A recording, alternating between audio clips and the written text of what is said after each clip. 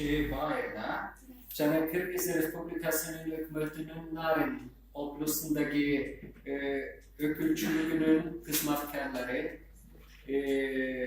Urmattu Presidentin Başkuru Akademisi'nin kolegam Temirbek Koşoev,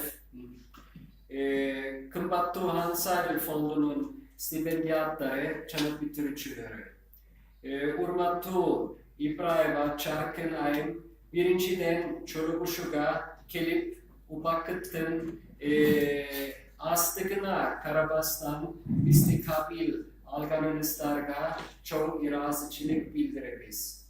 Oplustuk ökülçülüğü Hansaylı Fondu menen kısmattaşlık memorandumuna kol koyga makul bolgonunuzlarga aptan irazıbız.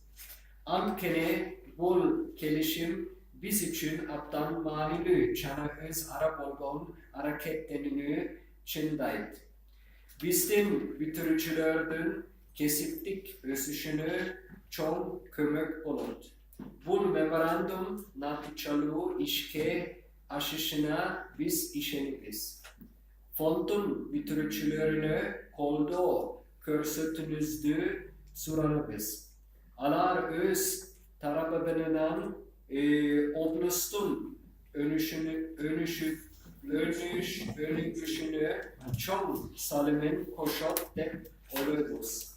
Malumat Katar'a ayta ketsen, Kırgız Respublikası'nın presidentinin altındaki memleketlik başkarı akademiyası menen birlikte memleketlik Çana Munisipallik Başkarı boyunca magistratik programının bitiricisi bizden stipendiyatlarımız Mamir Bayev, Kasım Akun, Attay'ın Sınak'ın neygisinde Germanya'nın Bavarya regionuna, Çana Münih şehrine malumat Çana taçriba almaşu safarına barganı turat.